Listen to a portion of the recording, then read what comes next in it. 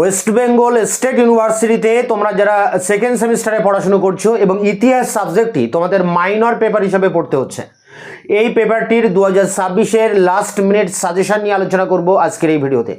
এখানে সাজেশনের প্রতিটা প্রশ্নের উত্তর, অর্থাৎ যে 10 নম্বরের প্রশ্ন দুটি লিখতে হয় সেই 10 নম্বরের প্রশ্ন, এবং 5 নম্বরের প্রশ্ন দুটি লিখতে হয় সেই 5 নম্বরের টিকা প্রশ্ন, এবং 2 নম্বরের যে 10টি শর্ট প্রশ্নের উত্তর দিতে হয় এই শর্ট প্রশ্নের উত্তর, সমস্ত প্রশ্নের উত্তর আমি চ্যানেলে আপলোড করে দিয়েছি। ভিডিওর ডেসক্রিপশন বক্সে একটি লিঙ্ক রয়েছে, সেখানে ক্লিক করলে তোমরা সমস্ত প্রশ্নের উত্তর পেয়ে যাবে।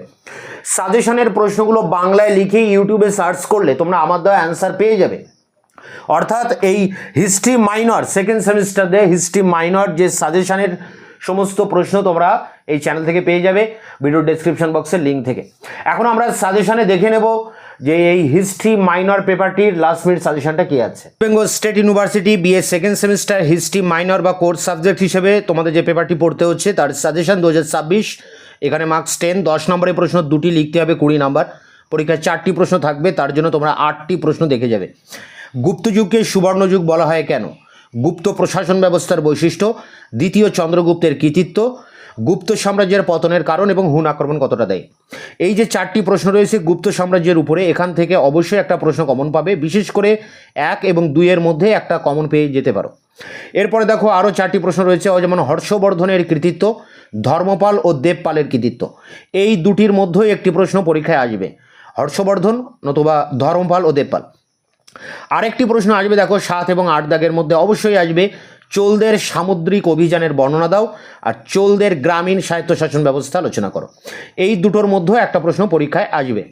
তাহলে এখান থেকে তোমরা কমন পেয়ে যাচ্ছ এবং এই সমস্ত প্রশ্নের উত্তরও তোমরা পেয়ে যাবে ভিডিও ডেসক্রিপশন বক্সের লিঙ্ক থেকে। এখানে দেখো মার্কস 5, 5 নম্বরের প্রশ্ন দুটি লিখতে হবে, 10 নম্বর। পরীক্ষায় এখানে 4টি প্রশ্ন আসবে, তার জন্য তোমরা বেশ 8-10টি প্রশ্ন দেখে যাবে টিকা প্রশ্নের জন্য।